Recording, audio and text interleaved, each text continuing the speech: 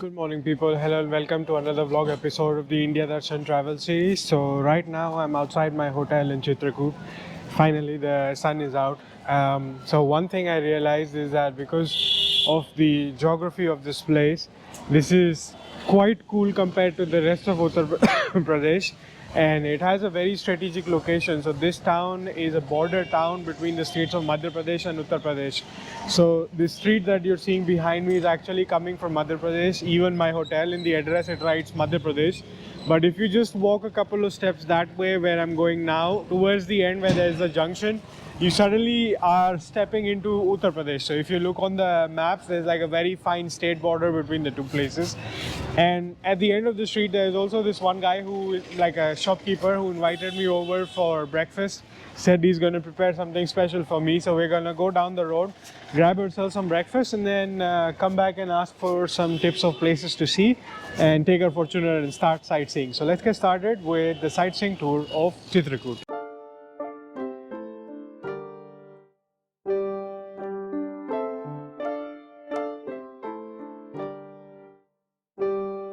And aside from private hotels and lodges, there's also another kind of accommodation out here, which are the government accommodations.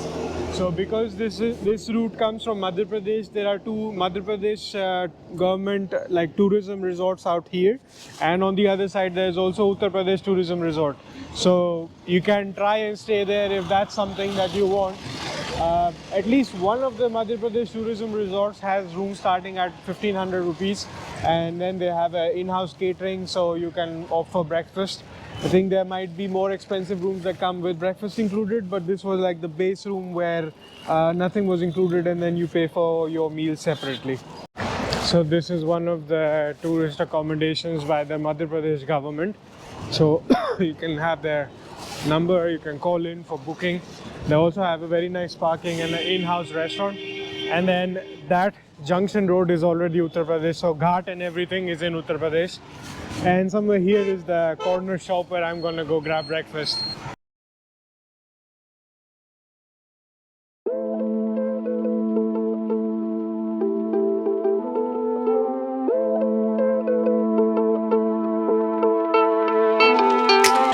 Ram Ram भैया जी, नाश्ते में पोहा मिलेगा और जलेबी खिलाइए फिर।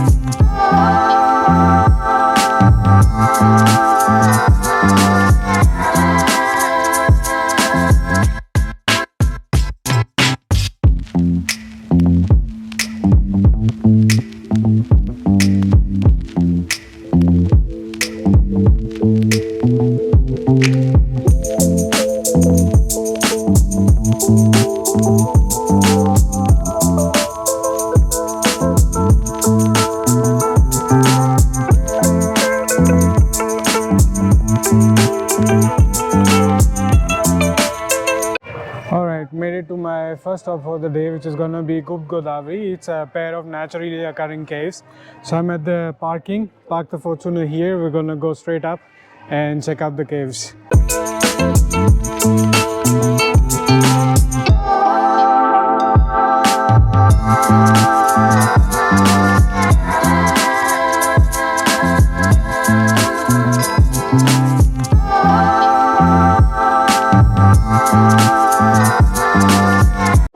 So there's a 25 rupees entrance ticket for adults, 10 for kids. So we're gonna buy the ticket. This is the ticket counter right here, and then go up the stairs to do the darshan.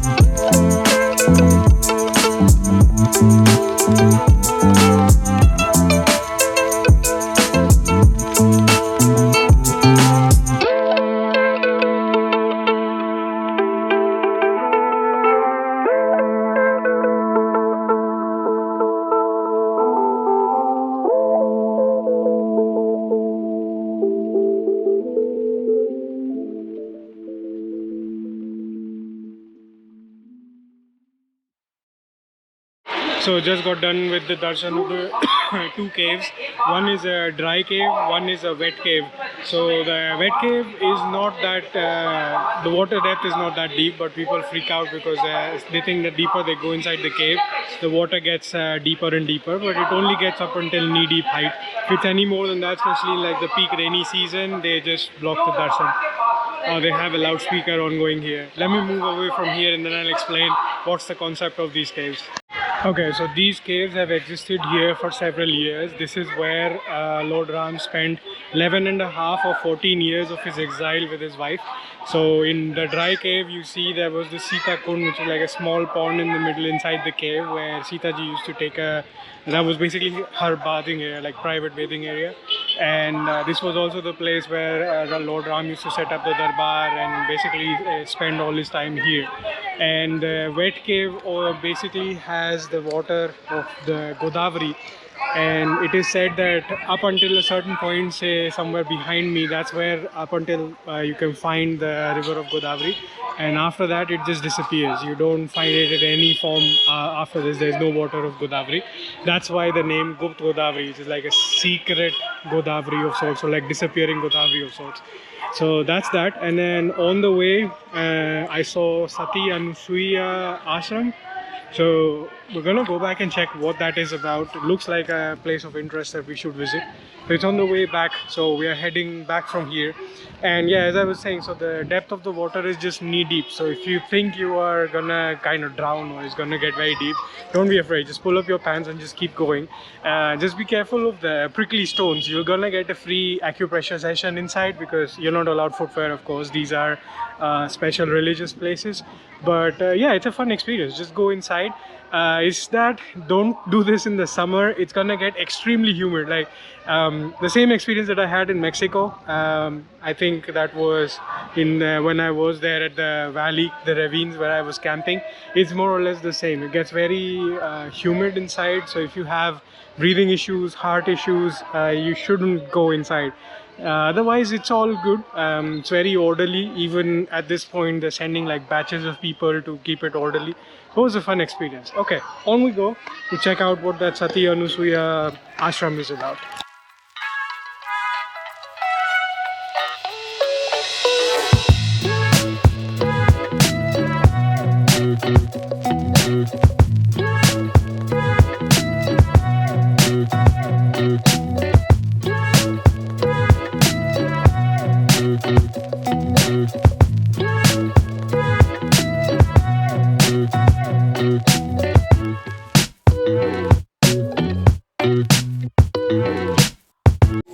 So made it to the Sati Anusuiya Ashram cum temple, and up front there is a water stream and lots of monkeys and langurs around. So carrying my helmet with me, gonna go inside and do the darshan and learn more about the temple.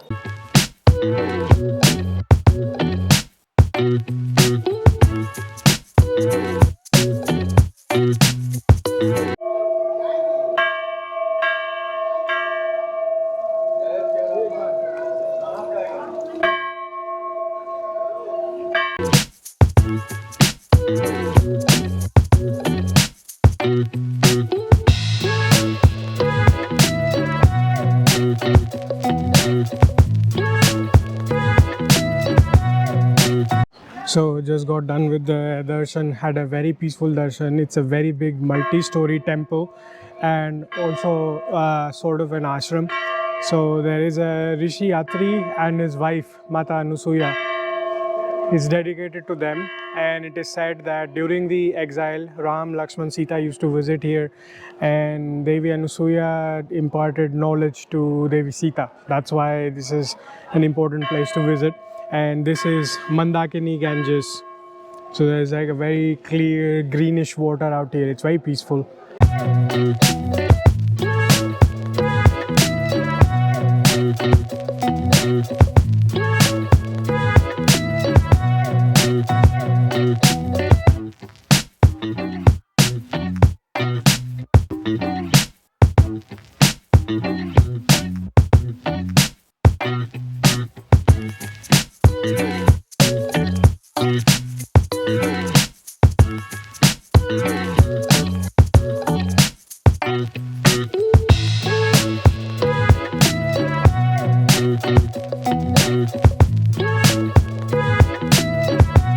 So made it to my next stop. So it's right behind me. This is called the Spatik Shila, which is a piece of rock where Ram and Sita used to come and meditate and take in the views of the nature of Chitrakoot.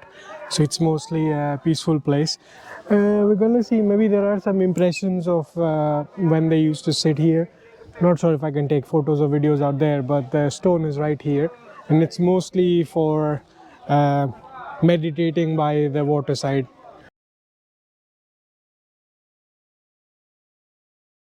It's a pretty unique piece of stone. It's very smooth and slippery texture, and they have demarcations of the feet impression of where Ram used to sit, and actually where he shot a bow from.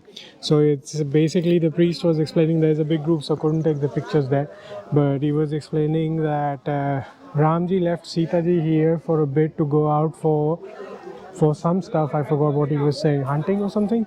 And there was in God's in the sun came in the form of a crow and started pecking on Sita's foot, and she started bleeding. So Ram was furious and he shot a bow in crow's eye, and that's why the crow is also single-eyed, and they have the impressions of the knee and the foot of the Lord Ram, where he sat from here and shot the bow from. So that was interesting to learn. And there is also a Janki Kund next door, so we're going to check out the Janki Kund. And then the next stop would be Hanuman Dhara.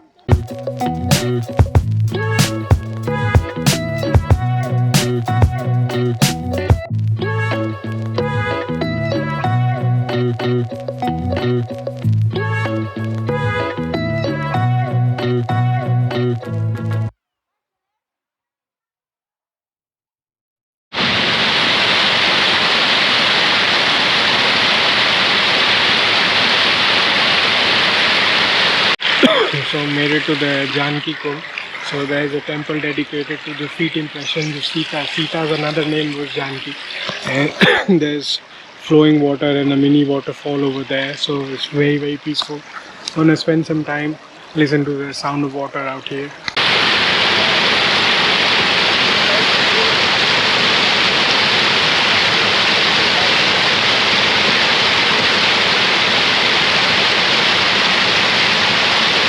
This water stream is also Mandakini Ganga. It's interesting how they add the adjective Ganga behind all the water streams here. So this is Mandakini Ganga, not just plain Mandakini. So the river Aarti that I witnessed yesterday in the previous vlog at the Ram Ghat was also the same Mandakini Ganga, but it's simply called Ganga Aarti. So I guess it's as equivalent to as doing the Aarti by the Ganges or something along those lines. That's why it's a holy river. Oh, there was a kingfisher. It just flew away. The moment I tried to get close, there was also a kid that just came running and freaked it out. But here's a mini waterfall. Enjoy the sound of flowing water.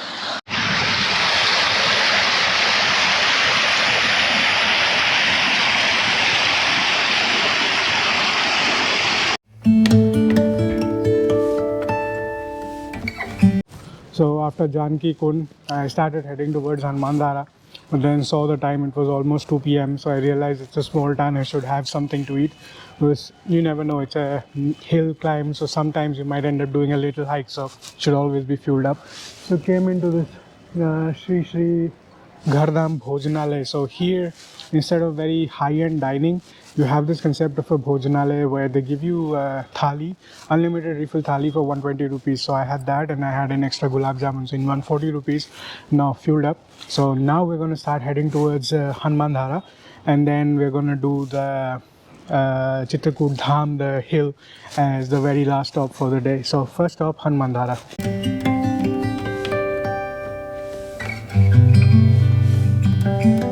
So that behind me is the reception counter. Spoke to them. They also have accommodations here.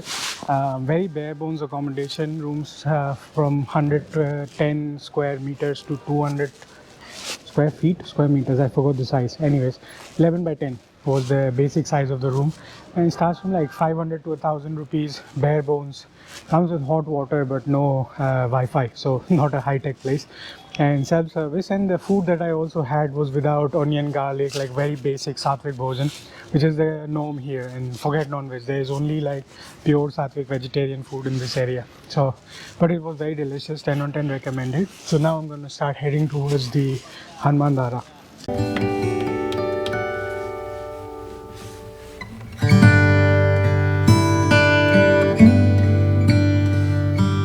Right, just arrived at the Hanuman Dhara, like the base station. It's up there on the top of the mountain, and there is this ropeway running. So we're gonna go take the ropeway to get up there in the interest of time, because it's already 3 p.m. So we have about 1.5 hours of daylight that I also need to keep for the other mount. So we're gonna hop into this, and I don't see a whole lot of people, so likely we're gonna get a car to ourselves. Let's quickly go and grab ourselves a ticket for the ropeway.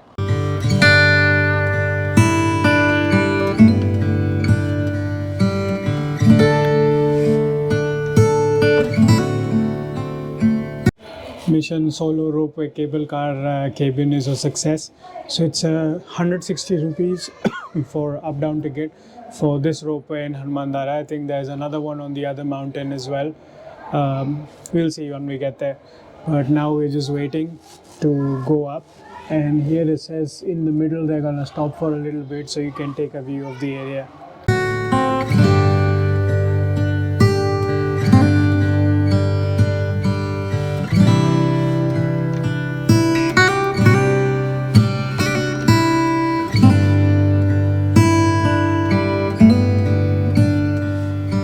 So that's the stairway route if you have time to trek all the way up. It looks like a pretty steep climb, but yeah, since I had just an hour or so left of daylight, decided to just take the quicker way up. So we're stopped here for viewing for 30 seconds, I suppose. There's a Hanumanji statue down there, pretty big one. Can't really see it, the sun is on that side. And lots of lush green forests on both the sides, also this side as well. The views are really nice.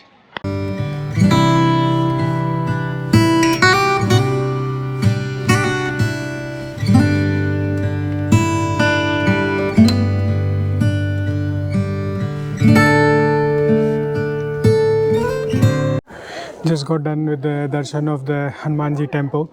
So it's basically said after he was done burning down Lanka, he came here and he asked for a place where he could spend time in peace and focus on bhakti of Lord Ram. So this was the place given to him, and Lord Ram basically shot an arrow to introduce a stream of water. So there was this one stream of water that's flowing here. Nobody knows where it starts, and after there is a small kund here, and after that it disappears again. So that's why it's called Hanuman Dhara, and people come to visit.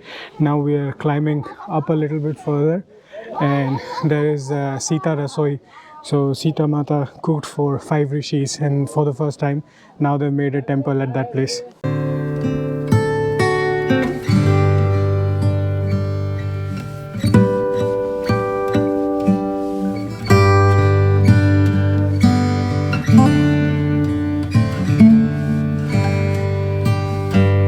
Done with the darshan, waiting for my cable car to start heading down.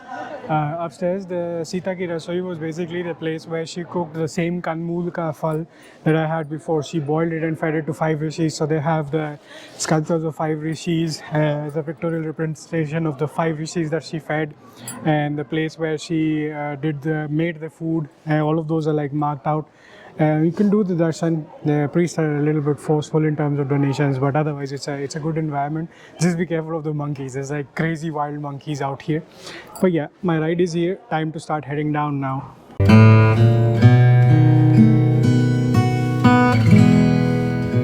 So just reached Kamagiri, and this is the Kamtanath Mandir. It's an old temple, and all of this route that you're seeing, this pedestrian pathway, goes around the mountain because it's a sacred mountain. So you're supposed to do a clockwise parikrama. It said it's about 5 kilometers from here. So I'm gonna stop vlogging and set the timer and tracker and start off the parikrama and see what all we see along the way. And then we start and end at the same point. So I'm gonna end it right here, and that's where we're gonna end the vlog.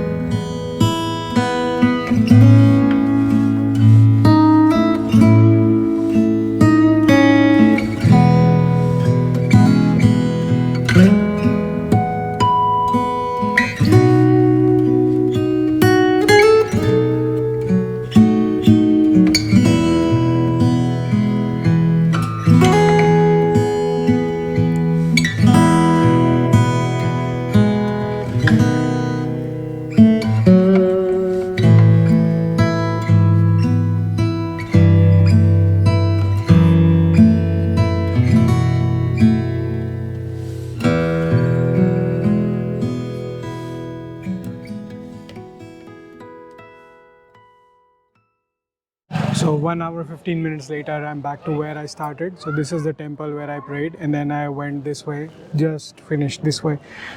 So it's a very nice and peaceful parikrama. You walk around the entire mountain, and it's a first of a kind parikrama that I've done before, where you go around the peripheral route of an entire mountain. So that was nice. It's lined up with lots of different temples. You can stop by as many as you feel like it. It's free flow, and right now there aren't very many people here, so it's kind of like a VIP darshan. Every priest is free to talk to you, and there is no crowd at all. So it was very peaceful. 10 on 10 recommended. So with this, I'm gonna end this vlog here.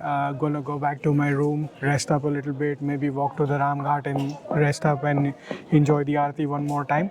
And in the next vlog, we'll be on the move to one of the bigger towns within Uttar Pradesh. So even while doing this parikrama, you do part of it in Uttar Pradesh and part of it in Madhya Pradesh. You're going to see the forest department's sign that says limits of Uttar Pradesh and limits of Madhya Pradesh.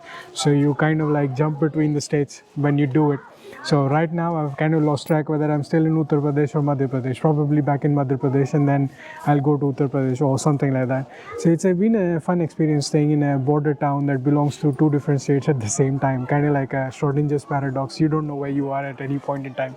Anyways, ending this vlog here. See you again in another episode. This is the Rustic Wanderer signing off.